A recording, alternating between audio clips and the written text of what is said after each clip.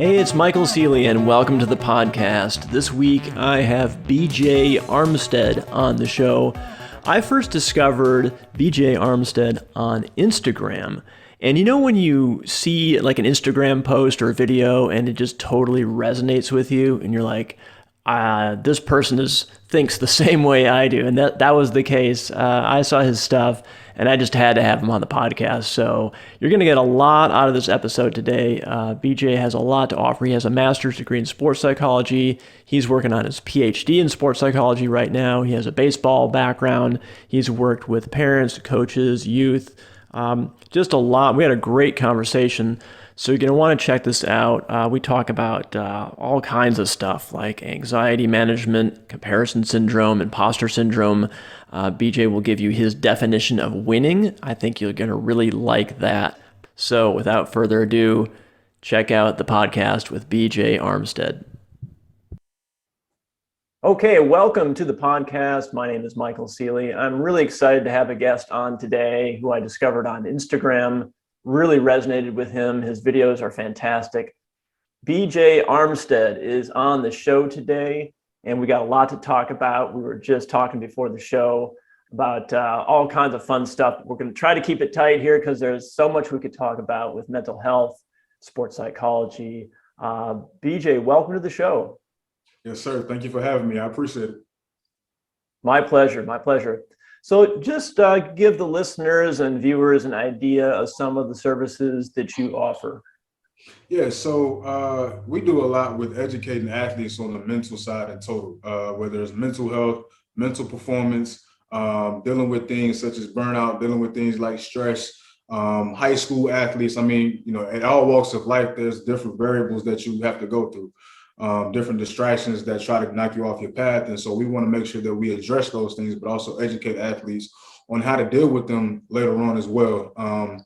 As you and I know, these things can affect their level of play as well as their life. And so we try to do our best to educate them on it. So that's fantastic. I mean, it seems like such a necessary service that there's really a lack of that, I think, out there, of just that specialized service and expertise for people who play sports, and they got real lives too.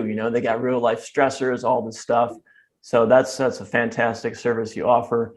BJ, let me ask you, how did you get started like down this path of being interested in sports psychology, mental health, and coaching?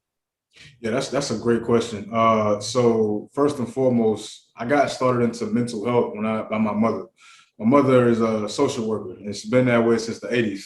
I was born in 95. So as soon as I came out of her, I was going to the DFACS offices and the group homes and everything else, learning about mental health.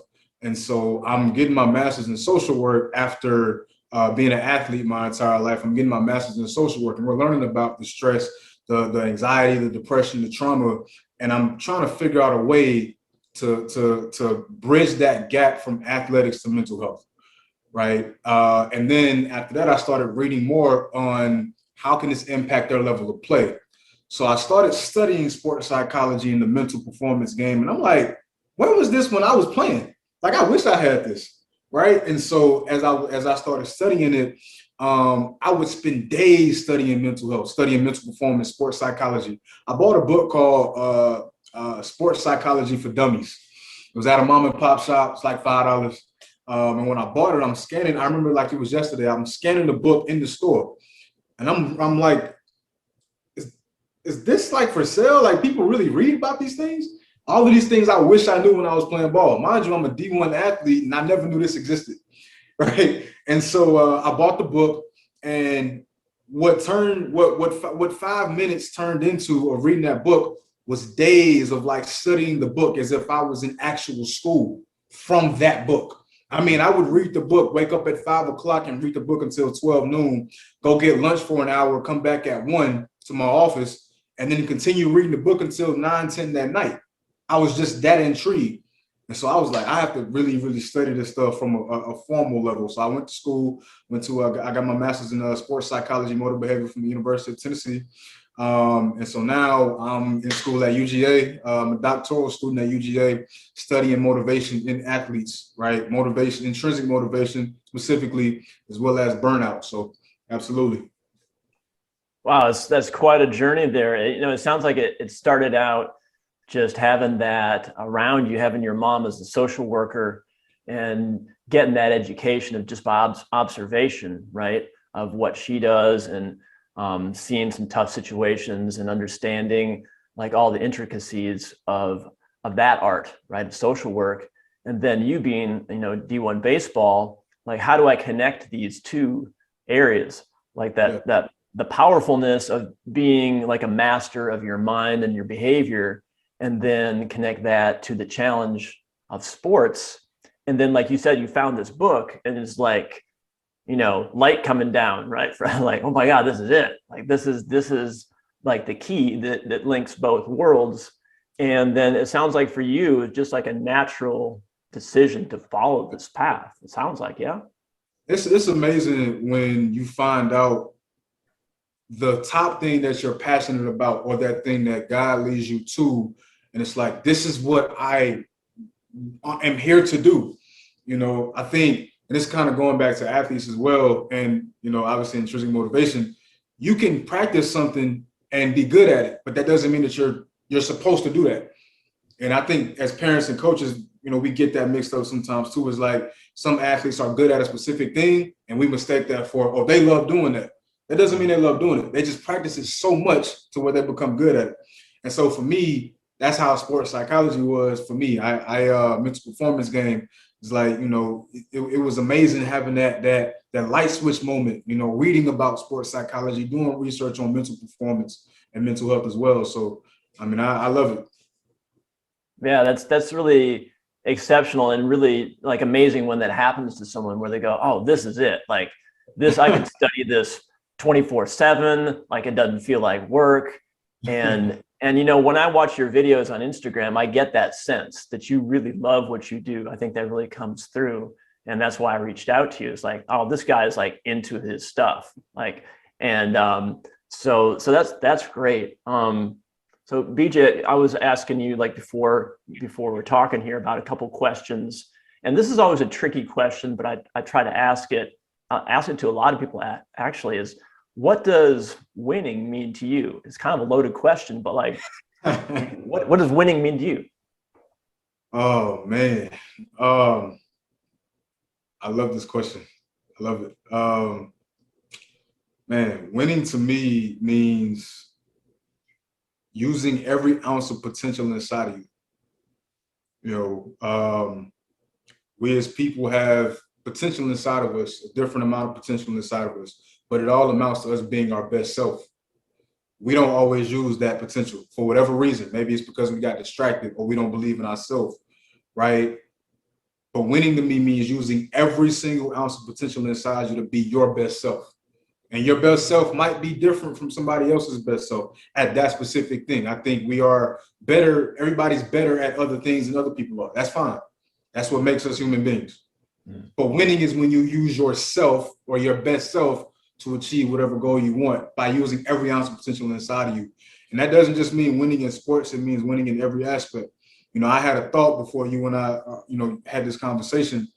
And my thought was, what I'm doing at this moment, I'm only worrying about this specific thing, right? So if I'm eating dinner, I need to worry about what am I consuming in my body at that moment. If I'm watching film, I need to break down every ounce, every detail of film I'm watching. If I'm in class taking a test, right, I need to, whatever I'm doing, I need to make sure that I'm putting every ounce of potential that I have inside of my body to be great and be my best self at that specific thing at that moment. That to me is winning. And once you do that, it's going to accumulate over time and you're going to find yourself in a great position to be proud of yourself because you use every ounce of potential inside of you. Not only that, that adds to the confidence that you have in yourself because you know you can get the job done. So absolutely. Wow. I love that answer. I've never heard that just laid out so just succinctly and really clearly. And see if I got this. It's using your potential, right? And everyone has different potentials, different levels in different areas, but using that, getting every ounce of that out there in particular specific situations. So like maybe you're better at test taking than me. So like, but that's just the way it is. But me and you, we would both give our 100% potential in that specific situation, right? So the sport's the same thing. Maybe someone's better at fielding than batting or whatever. Someone's got a better batting average. We're talking about baseball here. You would want to say to yourself, I'm as good as I am. I may not even know how good I am actually, because that's like the mystery of potential, right? But you want to explore that and push that limit to find out what your potential is and get every ounce of that out there. But what I really liked about what you said is that everybody has different potentials in different areas. And I think the trap maybe with winning is comparing yourself to someone else. And that's tricky because that can be good because I can get inspiration, say, from you, right? And I want to better myself, but I may never, ever have that particular talent that you have, and vice versa. So I love what you said there. And I think, again, like the caveat on the winning is don't fall into that comparison trap. Exactly. Would you say that that's like an important thing of like, or let me ask you this, like, are there benefits to comparing yourself to someone else, you think? I wouldn't say that there's not. I just think that there should be a limit on how much you do so, right? So if you're constantly comparing yourself to people, you're not going to be able to see your own potential, right? I think there's positives and negatives to that. Again, that's a great question. I think there's two sides to it. Let me say that, because on one side I could say, this guy is bench, for example, 225 on bench press. I use this example all the time when I talk to athletes, right? The standard is 225. That's, for some reason, that is 225. You look at the combine, they're bench pressing 225. Like for men, it's like 225. How many reps can you do? Like, who said it was 225? Like, who came up with that rule? We have no idea. And we just came out of my mother's wombs, all of us, and we just was like 225. Because it's been taught to us as we started lifting weights when we were younger, it was 225. Okay. But if I'm comparing myself to this guy and I say he can do 225, I probably can do 245. I just don't know, because I just want to get up to 225 like he does. Right. So I'm stunning my growth. I might could do more than he can. Right. On the flip side of that, it gets into a self-esteem thing. It gets into a comparison thing, a confidence thing. I can't live up to him. So now I feel bad about myself and I can't reach my highest level of potential because I know I can't do, I believe I can't do what he does. Right. But at the same time, we're kind of getting into the intrinsic, extrinsic motivation as well. I love it. But also at the same time, it's like the extrinsic thing where it's like my friend, he got rookie of the year last year, or and I'm coming into the situation after him. Let me try to get rookie of the year as well. Or I know I can play as well as he can. He got, player of the year, or he got all region, all county. I'm going to try to do that as well. So I think it can be possible to use comparison, but just not that much, and be very careful with it as well. Yeah, that makes a lot of sense. It's like, it can be, if you have like awareness of what you're actually doing when you're comparing yourself to someone else, I think that might be the trick of like, yes, noticing, oh, I am comparing myself. I might be inspired by somebody who's better than me in a certain area, and I'm going to chase that person because I love competition. But I'm aware of exactly what I'm doing, right? Like, I'm chasing this person and I'm as good as I am, period. Like, I mean, that's it at the end of the day. It's like, I have my potential. And so like the comparison trap would be not being aware of what you're doing, where of like, I'm comparing, oh, I'm better than that person, I can relax now, right? Yeah. Like, I'm good, right? I don't have to tap my potential, I'm good. Or like, here's someone who's clearly good at stealing bases, right? And I'm not, I'll never be. And so then you that trap there is you get down on yourself. Like, oh man, I suck. And it's like, no, it's like, I love what you said there. So the comparison and I think awareness, that brings to mind, I was actually listening to a previous podcast that you were on, and you were talking about this idea of you are not your thoughts. Yes. I think you Yes. said this on a couple of your Instagram videos too. Can you explain a little bit more about what you mean by that? Yeah, I think when it comes to you are not your thoughts, there are certain thoughts that we have where we don't understand how far we can go, right? And when we don't understand how far we can go, we start to succumb to the thoughts that we have. When there's more in the tank for us to fulfill, right? There's more. There's always more, right? I love the David Goggins 40% quote, right? That you're only using 40% of what you can do when you think you're already at that point, and that's not the case, right? And there's also a flip side of that as well. When you think about imposter syndrome and things like that, right? Like, well, how am I here? You're here because you can do this, right? So it's a confidence thing. There's a correlation, but a disconnect when it comes to like prefrontal cortex, amygdala, things like that, because you're emotional, but you also have logic at the end of the day. And that correlation is the higher your emotion, the lower your logic, right? So you might be thoughtful about something where, I don't believe I can do this. I'm emotional about it. No, let me calm that down and let me get to the logical part, right? And so I think that's very key when it comes to performance as well. Yeah, so let's break that down a little bit for our listeners. And by the way, you said David Goggins, like I already like you, man. Like I'm a big fan of David Goggins too. But no, what you said about, I think this is really important. You were talking about a part of the brain that's really that runs the emotional reactive part, and that is the limbic system, yes. Right? And so you mentioned that, and emotions can be powerful because they can get us in the zone and really increase our performance. But at the same time, that part of the brain, that small limbic system, that's not the whole brain, right? So this part of the brain, which we call the prefrontal cortex, is where logic and being reflective and being kind of the observer come in. So what you're saying in You Are Not Your Thoughts is understanding that sometimes you'll have a thought, like a self-judgment thought. Let's say you strike out, and you could have a thought like, oh man, I'm going to be in a slump, right? Like an instant kind of thing. And so what you're saying is like, wait a second, that thought was just generated by your emotional brain.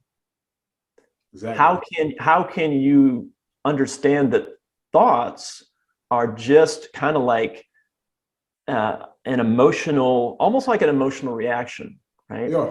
They are. That's something that I teach a lot, right? Your emotions are reactions. Your thoughts are responses, right? And there's a difference between the two, right? So when you're reacting without thought, right? You're reacting off emotion, right? I might see something that makes me angry. Road rage, for example. I might be on the road and somebody pulls out in front of me, and I just start going crazy, right? But before I have that reaction, I can calm myself down and say, okay, they might be having a bad day. They might be trying to get somewhere. Their kid is in the hospital. Their mother just fell, and you know what I mean? Like, I can calm all of that down, right? And so there has to be a time where you can not control your thoughts. I'm not saying control your thoughts, but control the reaction that you have to those thoughts by responding to it with logic. Yeah. I think maybe if I could rephrase your quote, because I think maybe, and correct me if I'm wrong here, but it could be more, I am not my automatic thoughts. Exactly. Right. So that I think that when we have, say, that road rage thing, we immediately react, but there is a thought or belief that's hidden in that transaction, right? Yeah. And that thought or belief, if we could put words to it, most likely would be, because I've been mad at people cutting me off in traffic, I think we all have, of like the nerve of that person, like they're so selfish, they probably are a jerk to everybody, like all this stuff just happens like automatically. And then only afterwards you can look back and identify, you know what, those were probably my automatic thoughts. And Exactly. what you're saying is like, let me observe those. They're not my thoughts, right? I Exactly. am not that. Yeah. What else could I generate Mhm. consciously from that? Maybe they're having a bad day. Maybe they have, relative in the hospital, whatever, right? Mhm. So, I mean, I think this is so powerful, especially like for what you do. Do you find like when you educate athletes on that concept? I mean, what we're talking about here really is like cognitive behavioral therapy, that kind of thing where you're really becoming aware of your thoughts. Do you find like a lot of athletes go, whoa, dude, like I never thought what you're telling me right now, like this is blowing my mind. Do you find that, or do you find athletes are like, that makes sense? Like, Yeah, a mixture of both. I think yeah, first and foremost, we start out and it's I never thought about that before. This explains why X, Y, Z is happening.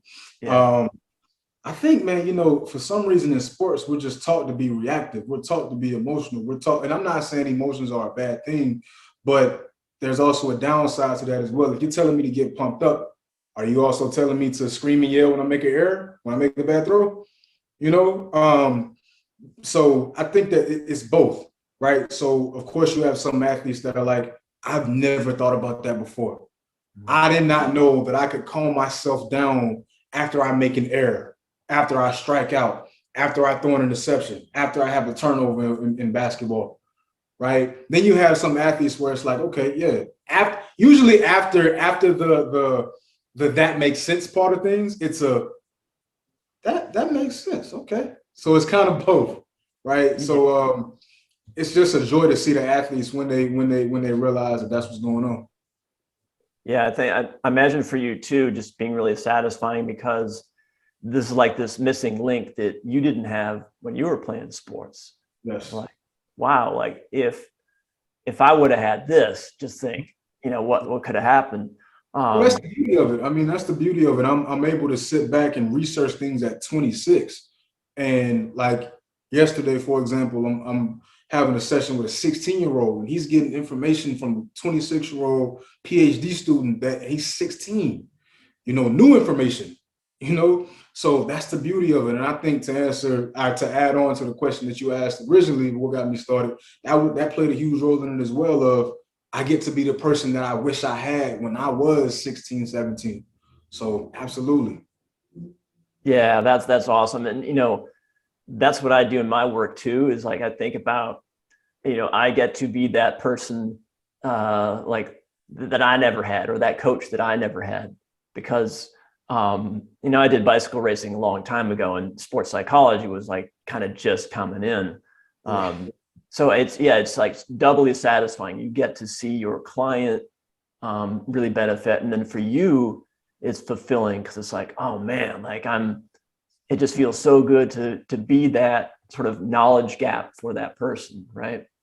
absolutely. 100%. That's awesome. So BJ, I want to ask you just a little bit about, kind of shift gears a little bit here. Um, for coaches, do you work with coaches a lot? Yes, sir. Yes, sir. Okay. Okay. I did a little work with coaches. I haven't been doing a lot of work with coaches recently, but I did some work with some high school baseball teams and coaches. But I want to ask you of like, no matter what the sport is, do you think there's like a number one common problem or number one thing that you would love to teach coaches in kind of empowering themselves and their athletes regarding, like sports psychology?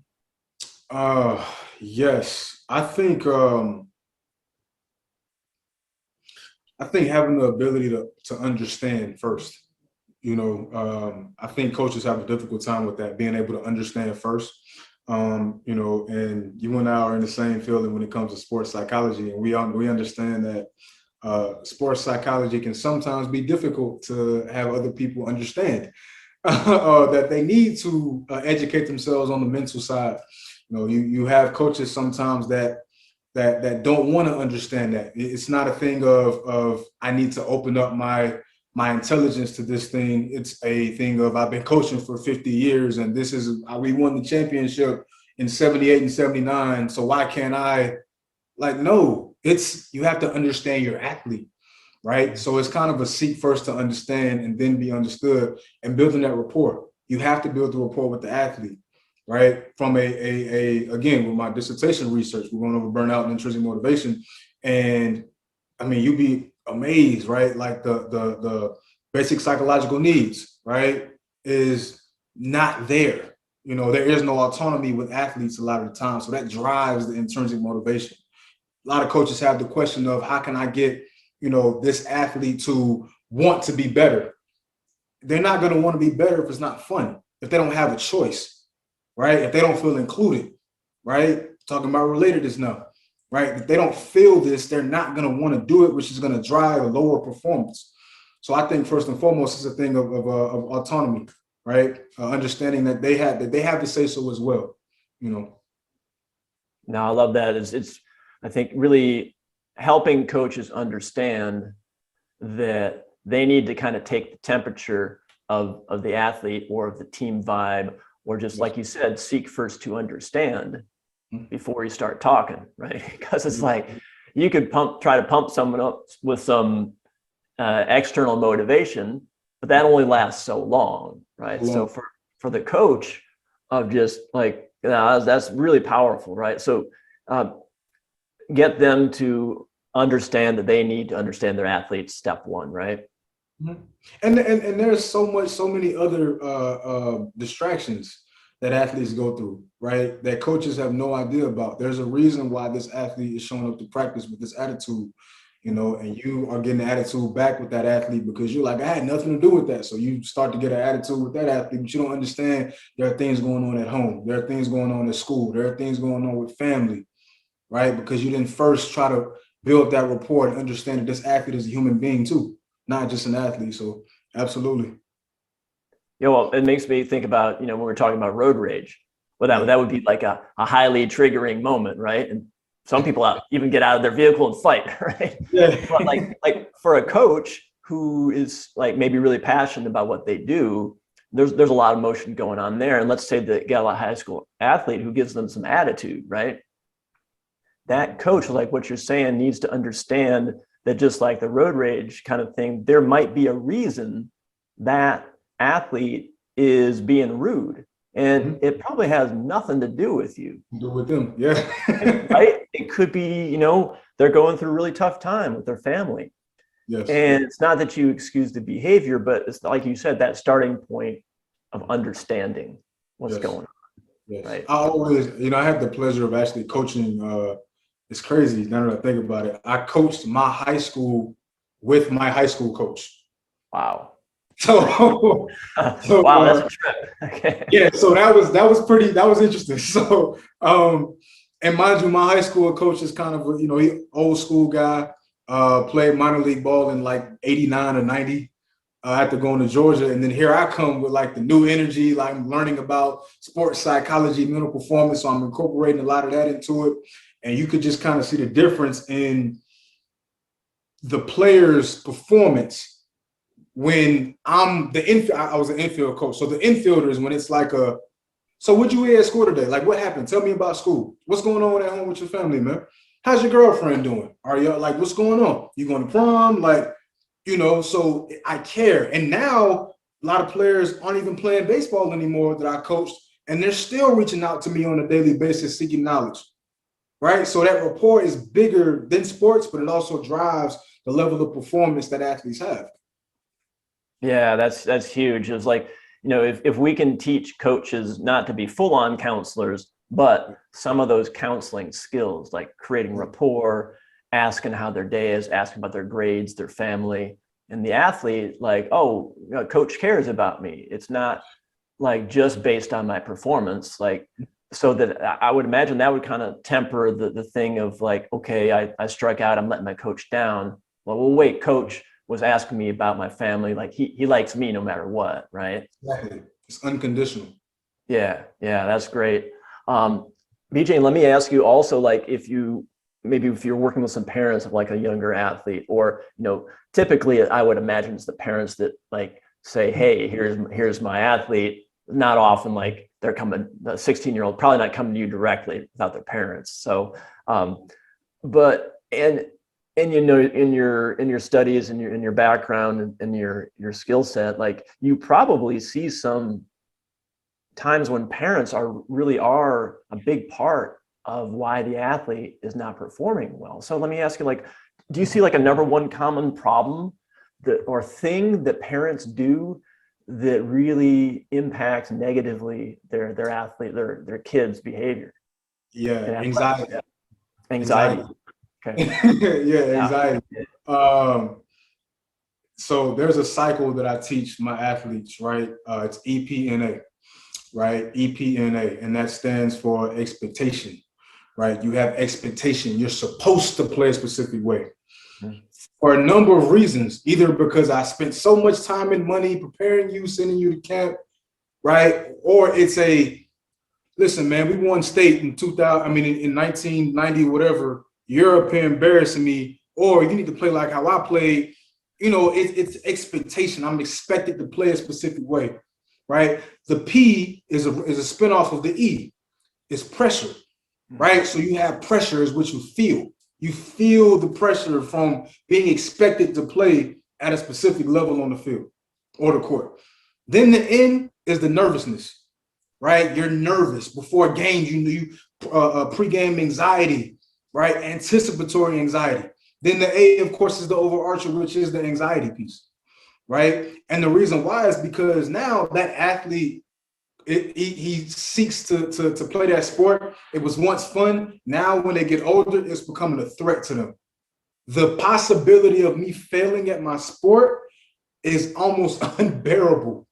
I cannot fail at this sport. I got to get back in the car with my dad after the game. I got to go home, right? And so now that becomes a threat.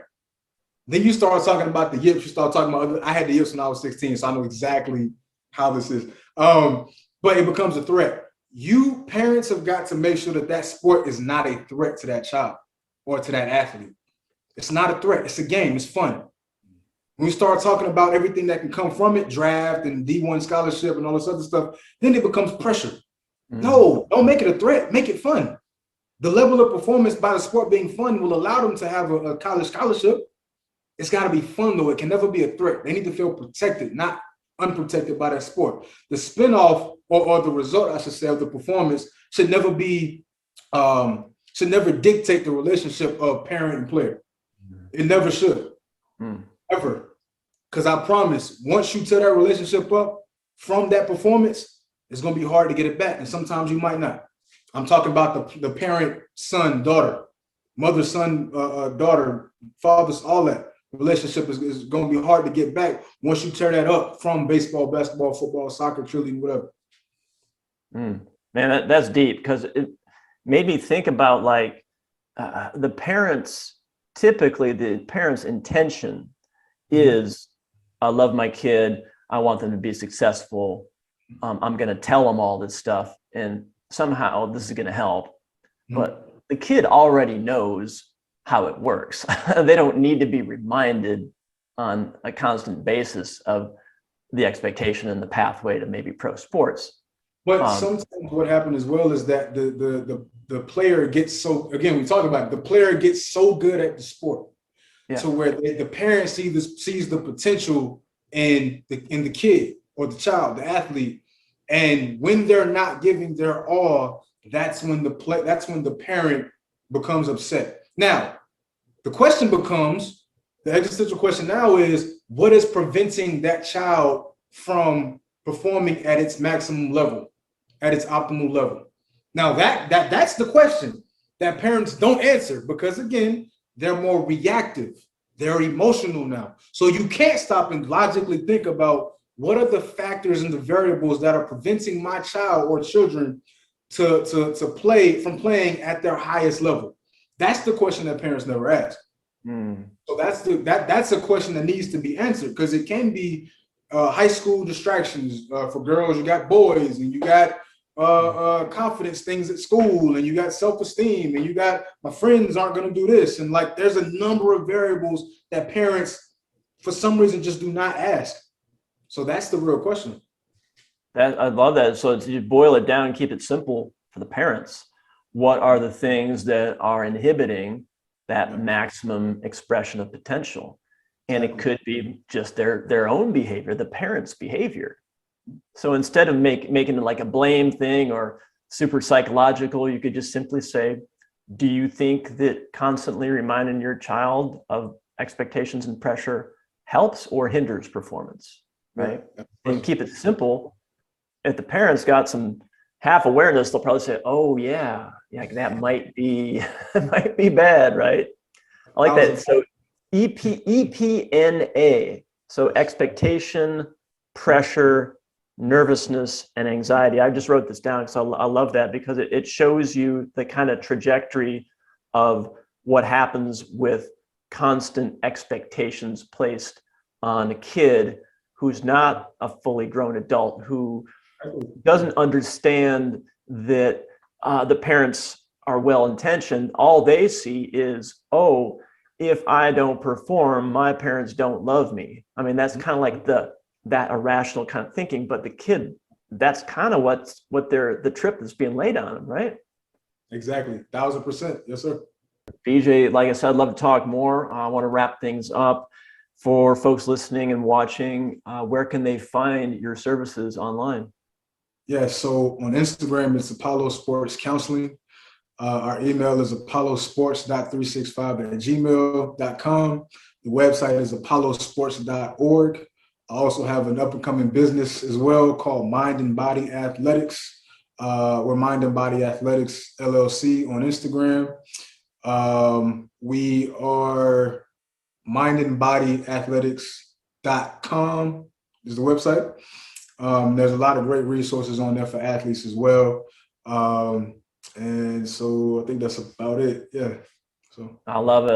And again, I found you through Instagram, and you have some great videos there. I would suggest people first go to your Instagram, because there's really like a lot of wisdom packed in some great videos. So BJ Armstead, it's really been a pleasure talking with you, and wish you the best, and maybe we can do this again sometime. Thank you, sir. Absolutely. I'd be delighted. All right. Thanks, everybody. Thanks for listening. Hey, I hope you really enjoyed the interview with BJ Armstead. He has so much to offer. I love what he says about winning, using every ounce of energy that you have in you. And that's just really true. And how he says that when you do that, you build confidence also in you that you're the kind of person who does that.